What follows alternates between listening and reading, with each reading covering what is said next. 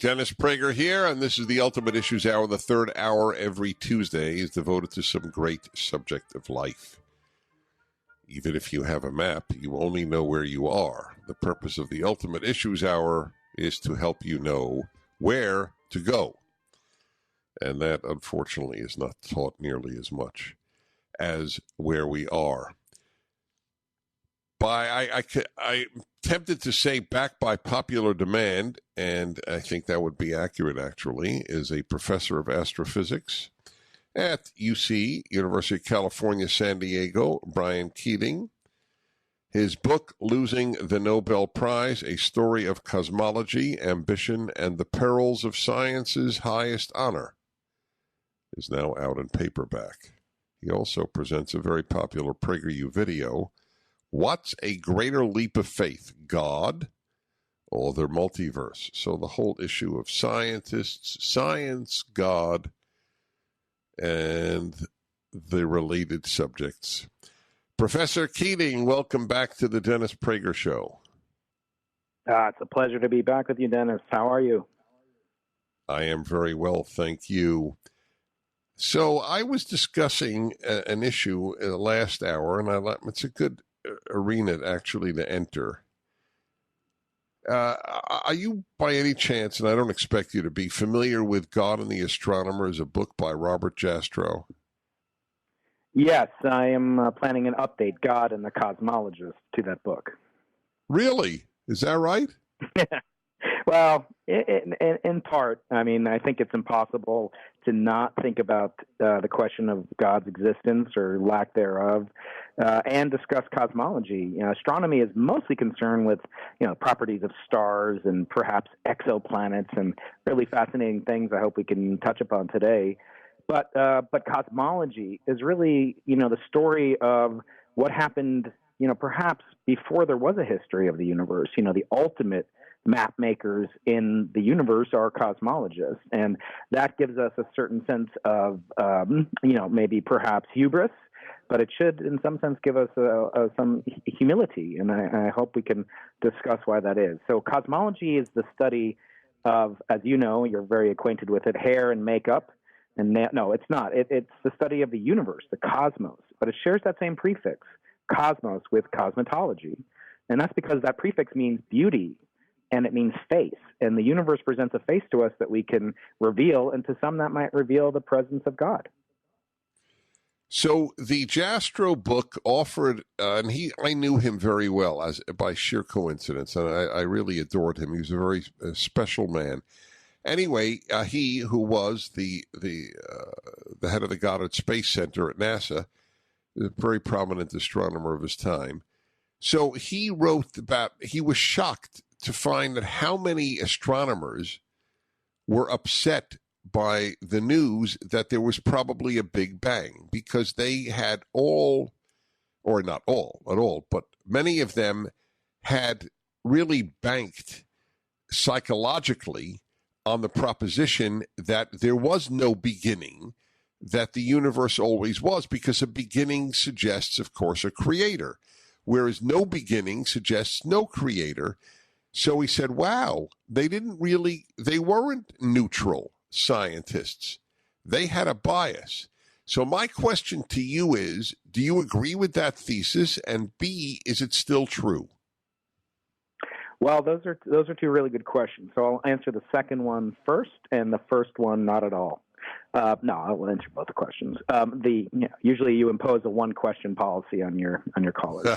That's but right. In this case, the question of whether it's true is perhaps the most interesting question, I claim, in all of science. Some of my colleagues would disagree, because it is so intimately connected to whether or not the universe had a beginning, is intimately connected to this prospect of the existence or lack thereof of the multiverse. And the multiverse, kind of hypothesis, if you will, that is sort of a modern-day incarnation, if you will, of the previous generations in the 50s and 60s. The original opponents to the Big Bang Theory were devout atheists, as you say, in particular Fred Hoyle, who coined the term Big Bang apparently as a pejorative euphemism for a certain type of act that I won't say on the radio. It's more appropriate for the male-female hour. But in any event, this pejorative was launched because he was a devout atheist, and he actually claimed at one point that scientists believed in the Big Bang because they are overwhelmed by Genesis 1:1. And nowadays, I don't think you quote this particular character in the Rational Bible, but that's laughable, right? No scientist. We think of scientists today as rightly so, as I say in my PragerU video. 70% or more of the National Academy of Sciences do not affirm or actively say they're atheists. So nowadays, that's completely, it would be a laughable opinion to hold. In the case of whether or not the universe had a singular beginning, that question is extremely hotly debated.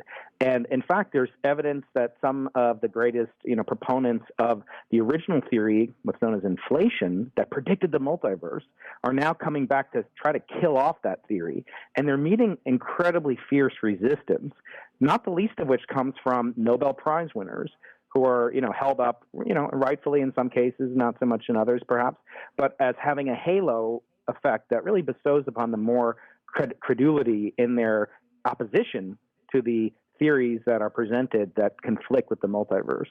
So it's an extremely hotly contested question, and it couldn't be more relevant to today's science, as I discuss in my book. Right. So that again raises the question, and I'm not looking for a certain answer. I'm just curious. I'll put it even more directly then, is science affected by non-scientific biases? That's. I'll leave it at that. No, you've got to be joking. Yeah, of course, scientists do themselves a disservice when they perpetuate this mythology that we're somehow, walking Wikipedias that just have tremendous amounts of knowledge. But, I always point out, Wikipedia has a lot of knowledge, but it has zero wisdom. And the fact that scientists are sometimes the least aware of these blind spots, and this goes back to ancient times, too, as I always talk about my hero Galileo in the book. He was notorious for straying after what his eyes and his heart wanted to show, namely, in his case, a correct theory, which was the Copernican model that the sun is the center of our solar system, which overthrew thousands of years of orthodoxy going back to Aristotle. But this question of whether or not we are the center of the universe, that was deeply ingrained upon him as being wrong, prima facie, absolutely incorrect. So everything he did was seen from that perspective. And he even went to such great lengths as to, have an incorrect explanation for how such prosaic effects on Earth, such as the tides that we see at the oceans, or how the Milky Way appears, the galaxy, our galaxy. And that was biased by his desire, called confirmation bias, to appeal to what he wanted to be true. So absolutely, and it still holds true, the quote I gave you from Fred Hoyle, and it holds true in the modern incarnation of the multiverse, and it's a concomitant fallacy, logically, with something else that maybe we'll get into called authority bias, which is we tend to look up to and associate an almost impenetrable halo around scientists when we scientists are mere humans. And I think that that's an important thing for listeners to keep in mind. Scientists are humans, and we have the same prejudices, biases, and proclivities as any other human being. And to say we don't does a disservice to science because it prevents people from going into our field that have the capability to be scientists. People say, I'm not as smart as that scientist, so I'm not going to. No, I make mistakes, but scientists don't. So I think it's important to disabuse people of that notion. I raised it's very important, your answer, and I raised that issue, and you don't even have to comment on this. I just want to explain to you, in case you didn't hear it, and to those who might not have heard it. I raised it in conjunction with the issue of global warming, and that there's no doubt in my mind in this regard that the pressure on any climatologist, any scientist involved with the climate, the pressure to sustain the notion that we are on an irreversible journey toward extinction is tremendous, because to say otherwise is to risk reputation and livelihood. Is that It's very fair? unfortunate. And I always say the thing I love about cosmology is that there's no Republican constellations, there's no Democratic comets out there, and it's mostly apolitical. But you're right, my colleagues do complain about this, off the record to me quite frequently. Yeah, tell me when we come back. I'm very curious. The Dennis Prager Show. The book that I had him on originally for is now out in paperback, titled Losing the Nobel Prize, A Story of Cosmology, Ambition, and the Perils of Science's Highest Honor. Professor of Astrophysics at UC San Diego, Brian Keating. And you were saying about your colleagues, I think you were saying I had asked you about if you agreed that the pressure on climatologists to advocate a certain line is tremendous, both financial and in terms of reputation. And you were then commenting on some of your colleagues. So if you remember what you were about to say, go ahead.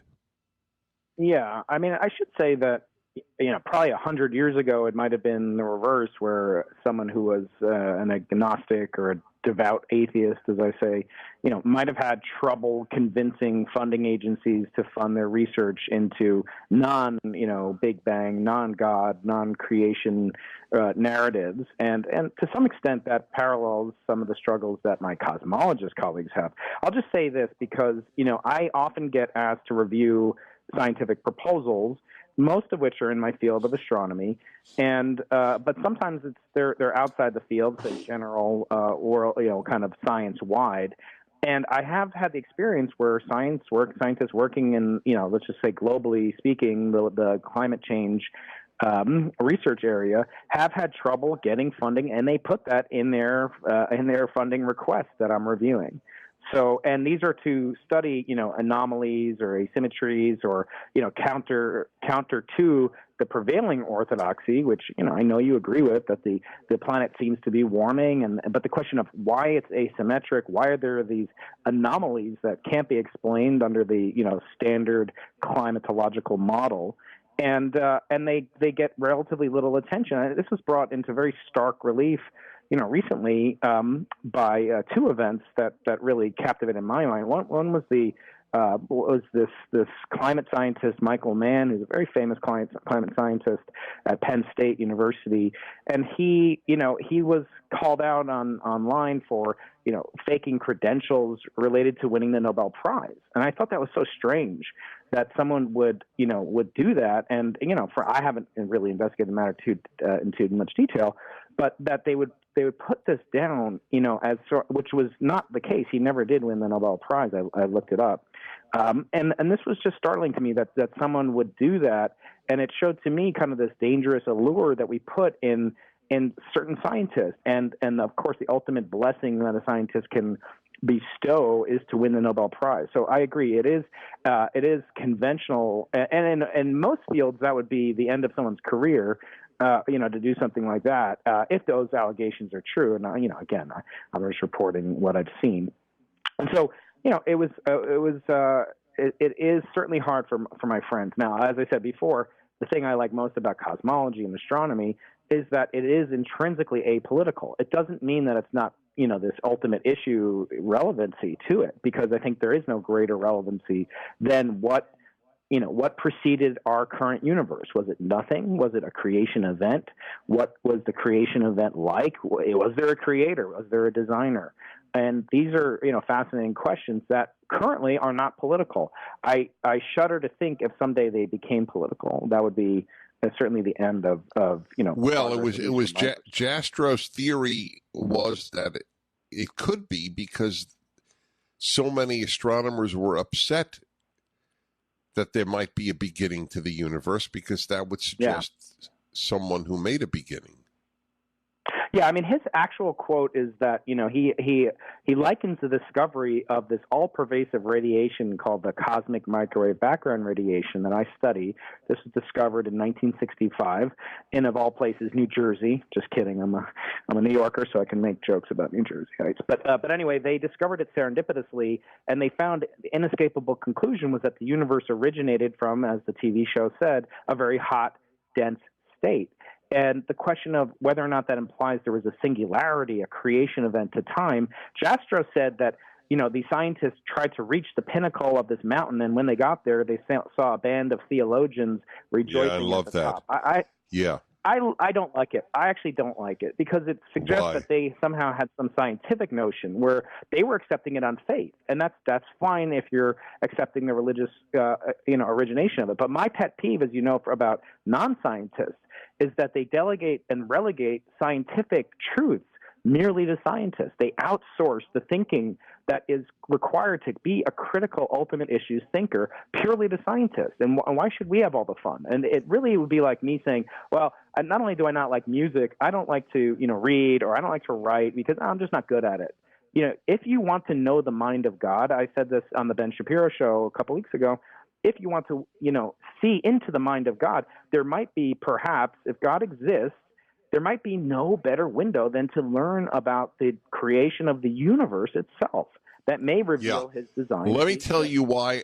Let me tell you, though, the reason that I like that quote about there was a band of theologians sitting on the top was I don't fully accept your belief that the belief that there was a God who created the world is belief. I don't believe that God created the world. Reason suggests it to me.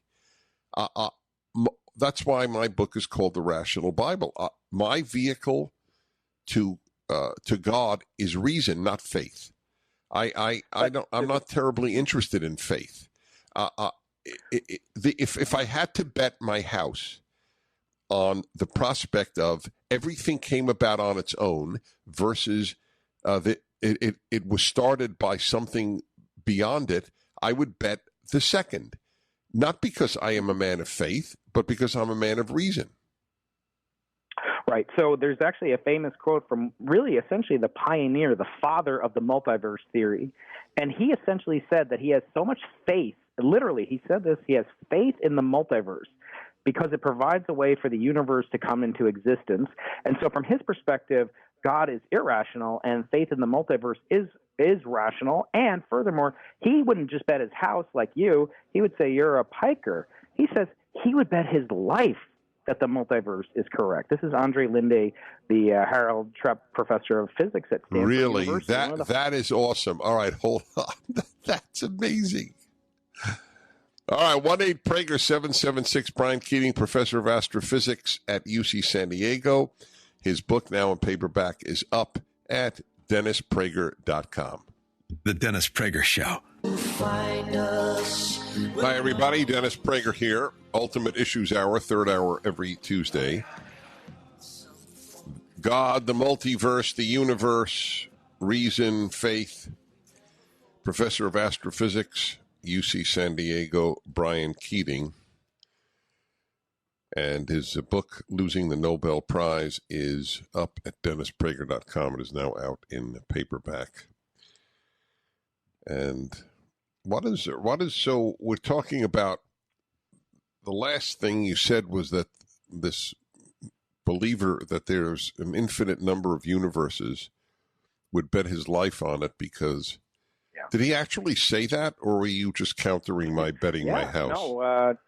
No, Lord Martin Rees and Robert Kirshner and other cosmologists were assembled about 10 years ago at a conference, and they were asked to rate their scale and the scale of belief system, how much they had faith they had in the existence of the multiverse.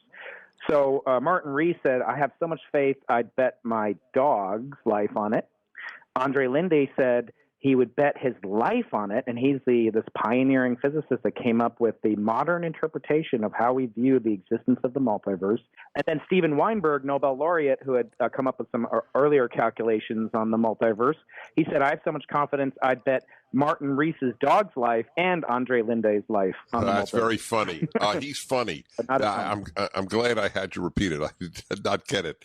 So, but I want to point out something, Dennis, about the Jastrow quote and I have fondness. I've read the book. I have great fondness for Jastrow. But you should know about an incredibly intellectual, honest man by the name of George Lemaitre. He is actually the father of our modern theory of the Big Bang. He didn't call it the Big Bang. As I said, a famous atheist, Fred Hoyle, did.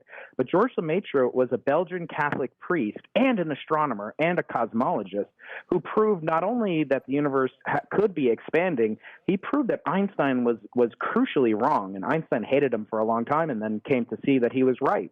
Well, this Belgian Catholic priest on the occasion of the anniversary of his predicting this origin of the universe, Pope Pius said, "This is clear evidence for the Genesis narrative."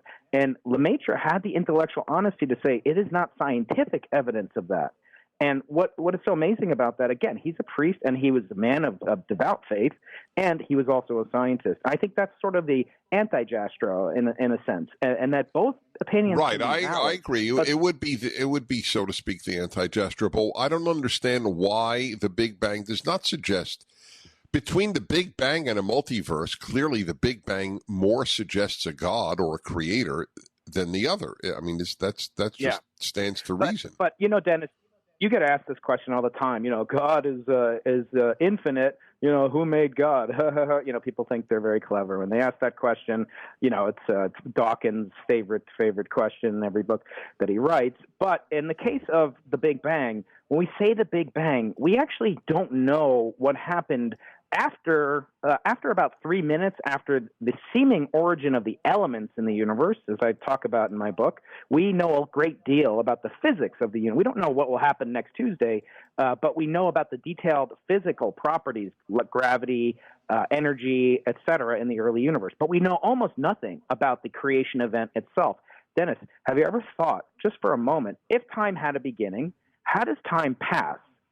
How does time move from moment one to moment two when it has an origin? For example, what happened a minute before the Big Bang? I always think about that. Yeah, I mean, it occupies most of your shower time. But in my case, I get paid it does. To think about it. Right? No, I get it. But that was a very cute line. It means you really do listen. But let me. But there is no that question isn't apparently is not legitimate. If time was invented, if time was begun. Yeah, if time was instantiated, you're right. But however, there's a great deal of work. It's kind of like the on the global cooling side, if you will, or on the denier side, as that hateful word is sometimes used. When people talk about alternatives to the Big Bang, there are very respectable scientists. Some of the biggest names in science today: Paul Steinhardt, who's the Einstein professor at Princeton University; Roger Penrose, who's one of the most famous physicists in history. They have models where our Big Bang is just one of an infinite cycle of Big Bangs. Now, there's no reason. All right, hold it there. Oh, infinite cycle of Big Bangs. Remember where we were. I gotta come back to Earth for a moment and.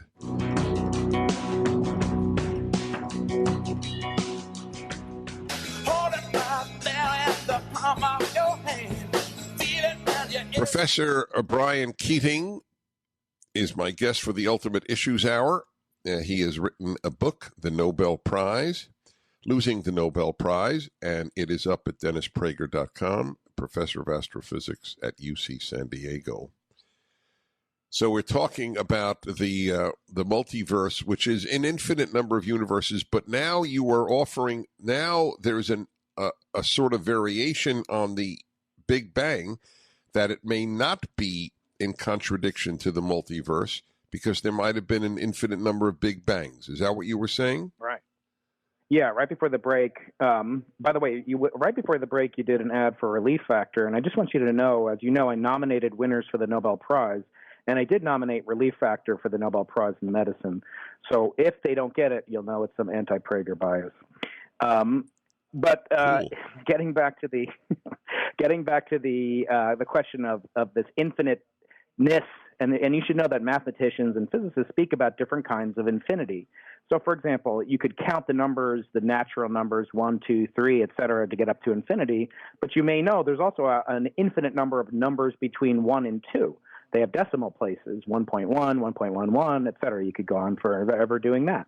Well, just as mathematicians have different kinds of infinities, so too do astronomers and physicists. We have different ways of thinking about infinity that may differ from the way a layperson might think about it.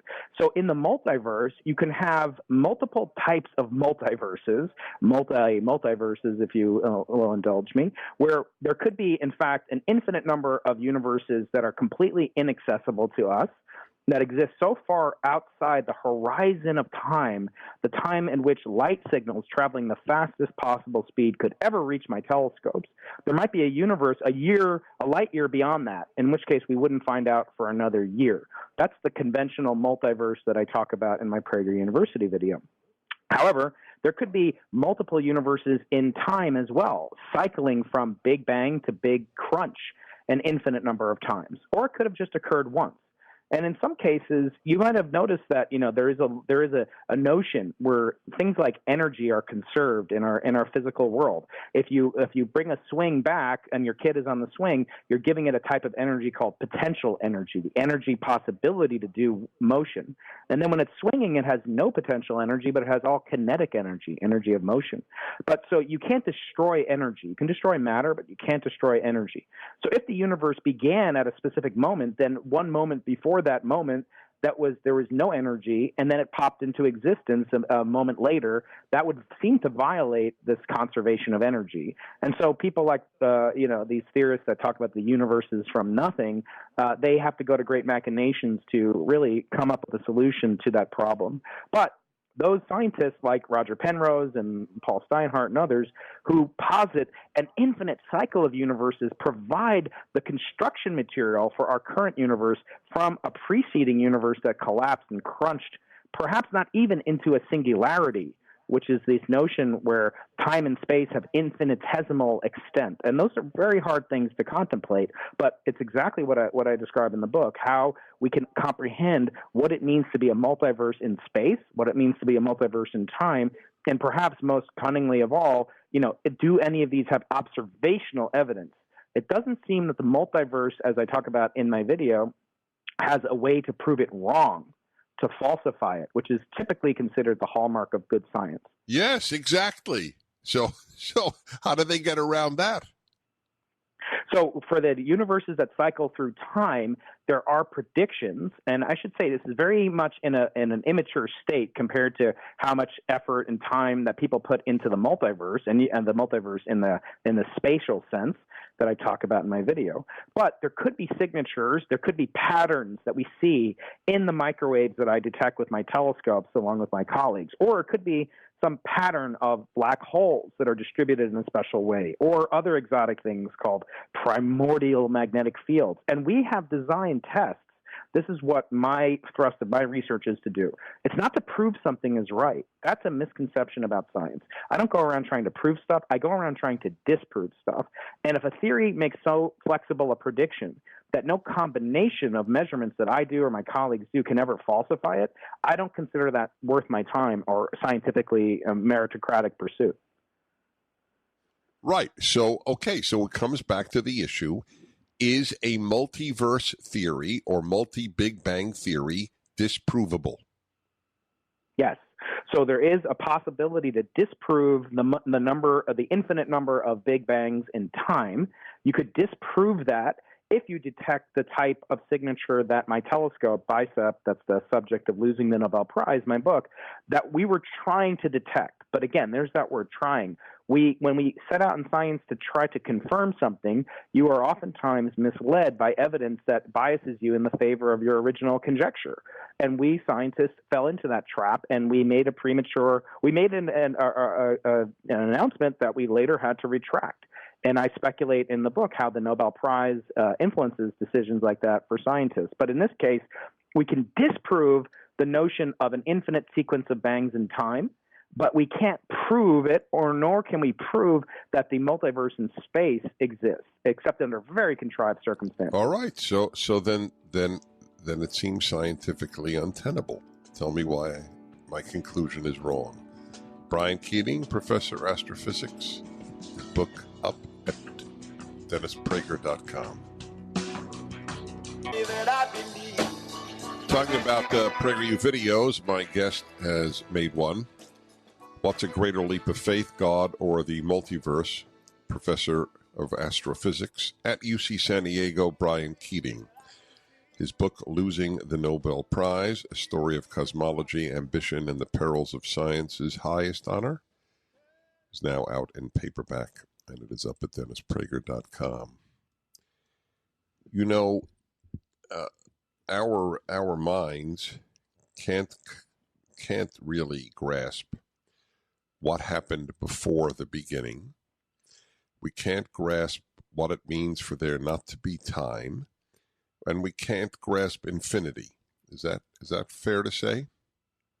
Yeah, those are all true, and we do a better job of it than even a computer. So it's pretty hopeless in the long run to contemplate infinity, but we do our best.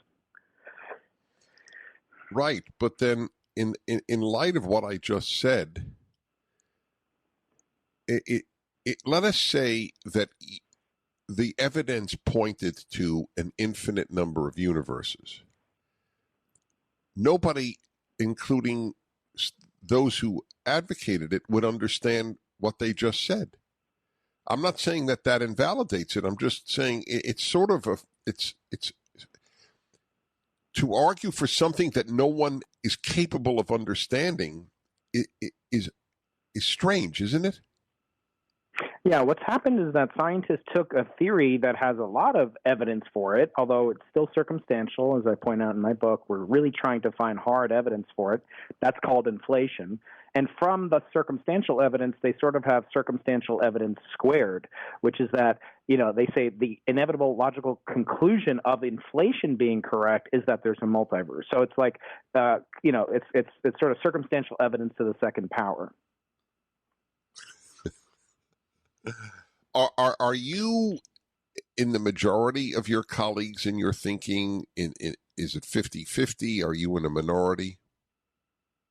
I think, because I have this approach where I believe I take a scientific approach to religion, and that's a conversation for another time. But I do believe that I am, I have things in common, that I do attempt to test things as best as I can scientifically, but I do allow for the possibility that God could exist. And I think, look, if there is a multiverse, Dennis, you seem to always think that the multiverse limits God's power. But why would you say that? Why would you say that? And to me, it would strengthen God's power. Again, if God exists, I believe we can have reason, and I think, all right. If he does that's exist, a subject. Yeah. That's a subject for our next conversation.